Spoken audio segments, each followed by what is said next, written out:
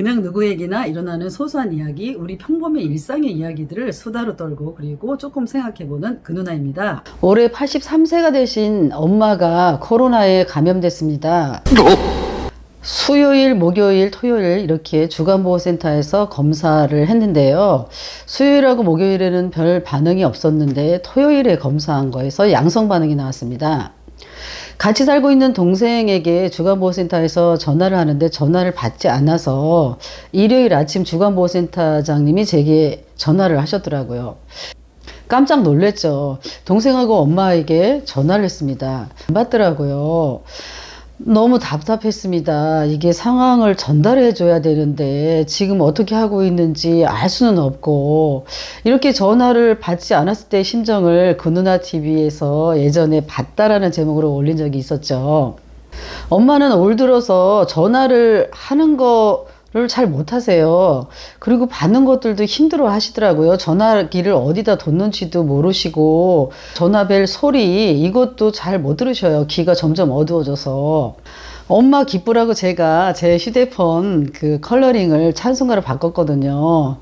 엄마가 저한테 예전에 야 너는 전화벨 소리가 왜 그러냐, 찬송가로 바꿔라. 그래서 전화 컬러링 소리도 찬송가로 바꿨는데, 이제는 엄마가 저에게 전화를 하지도 못하시고 제게 전화하시더라도 컬러링 소리에 감흥을 하거나 이러지 못하시더라고요.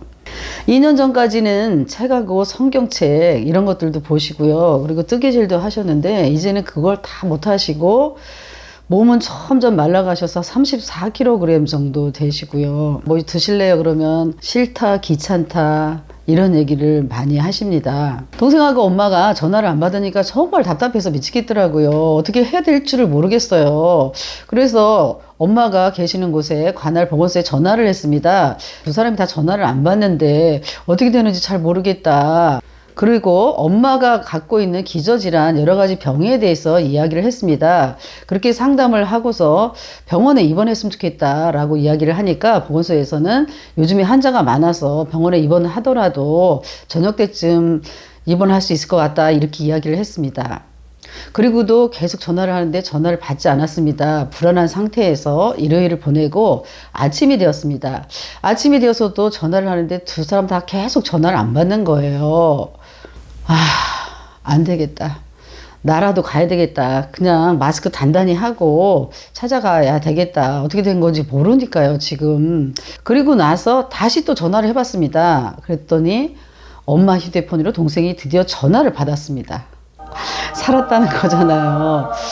동생에게 상황을 설명했습니다. 엄마 코로나 걸리셨다. 그러니까 병원에 입원해야 될 것 같으니까 병원 입원 준비물 싸가지고 기다리고 있어라. 그리고 어떻게 해서 전화를 못 받았냐 물어보니까 자기 전화기는 고장나 있었고 엄마가 밤새 열이 많이 나서 소변과 대변을 그 옷에다 하셨다고 그러더라고요. 배정된 의료원에서 문자하고 전화가 왔습니다. 입원할 때 필요한 준비물과 주의사항이 자세하게 적혀 있었고요. 그리고 전화로도 친절하게 이것저것 안내를 해주셨습니다. 엄마가 병원에 입원하시면 연세도 많으시고 몸이 약하셔서 침대에 주로 계셔야 되는데 침대에서 내려올 때 낙상 위험이 있으니까 화장실 혼자 가기 힘드시니까 기저귀를 해야 된다고 이렇게 이야기를 하시더라고요. 근데 환자분이 기저귀 하는 것을 거부할 때는 뭘 해, 억제된가 뭔가를 해야 된다 그러더라고요. 그래서 제가 처음에는 그 말이 뭔지 몰랐어요. 억제대가. 그래서 그게 뭐냐고 물어보니까 손발을 가볍게 묶는 거다.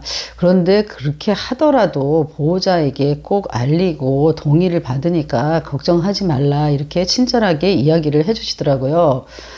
그런 전화를 받고 나니까 너무 안심이 되고, 야, 우리나라 정말 좋다. 이 코로나에 대해서 이렇게 잘 대응해 가고 의료 시스템 정말 훌륭하다. 좋은 나라에 살고 있구나.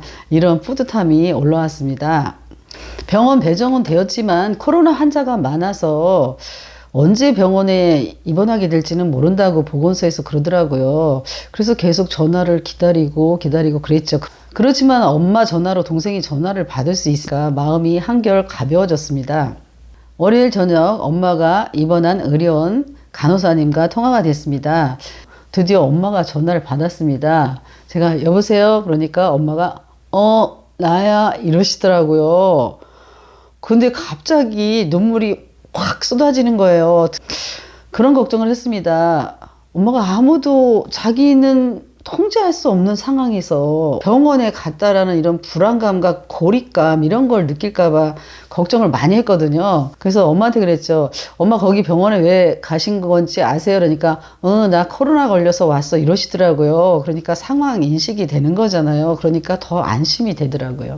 엄마가 입원하신 다음 날부터 우울해지기 시작하더라고요. 기분이 착 가라앉으면서 뭘 어떻게 할 수가 없는 거예요. 그 기분을. 자고 일어났습니다. 그 다음날 보통은 괴로운 일이 있거나 그러면 그 다음날 일어나면 잠이 많이 치유를 해주기 때문에 기분이 산뜻해지는데 그날은 아침에 일어났는데도 그 우울감이 계속 있는 거예요. 왜 그럴까 생각을 해봤습니다. 제가 볼 수 없는 곳에 엄마가 계시다는 거죠. 저랑 이별한 거죠.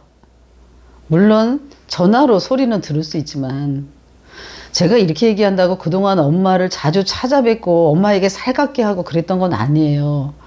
그래도 엄마가 늙어가면서 죽어가고 있다라는 그 사실을 받아들이고 인정하는 게 쉽지 않은 거예요. 그게 안 되는 거예요. 그래서 우울한 거예요. 제 기억 속에 있는 엄마는 우리가 찾아간다 그러면 이것저것 손주를 위해서 맛있는 걸 준비하시고 언제 오냐고 자꾸 전화하시고 기다리시고 손주가 가면 용돈도 주시고 그랬던 엄마였는데 지금은 그런 것을 못하는 것뿐만이 아니라 급 우울해지시고 살도 많이 빠지시고 간신히 숨 마시는 그렇게 늙어가고 계셔요. 그렇게 죽어가고 계셔요. 사람 누구나 다 죽는 건데 근데 그거를 이렇게 받아들이기가 쉽지가 않을까요?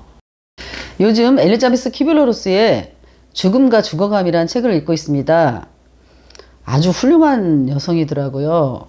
죽음 직전에 있는 환자들 500명을 직접 인터뷰해서 죽음과 죽어감에 대한 태도를 5가지의 키워드 단계로 정리했잖아요.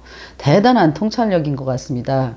질적 연구에 대한 표본이라고 할 만한 그런 책인 것 같아요. 그 책에서 죽음과 죽어감에 대한 우리의 태도를 5가지로 얘기하는데 첫 번째가 부정하는 거잖아요. 부정과 구립. 두 번째 단계가 분노하는 거잖아요. 왜 나한테 이런 일이 이렇게 분노하는 거. 세 번째 단계가 협상. 네 번째 단계가 지금의 저와 같은 우울한 단계죠. 다섯 번째 마지막에는 결국은 받아들이잖아요. 수용하는 거라고 얘기를 합니다. 이러한 단계가 굳이 죽음과 죽어감에 대한 것뿐만이 아니라 우리가 살면서도 똑같은 과정을 겪는 것 같아요. 내가 이해하거나 인정하기 힘든 상황에 접할 때 많이 있잖아요. 그럴 때 부정 아닐 거라고 하거나 분노하거나 우울해하거나 이런 단계를 겪다가 결국은 수용하게 되죠. 수용하는 거 왜 이렇게 힘들까요? 너무 힘들어요. 이상 그 누나의 김영미였습니다.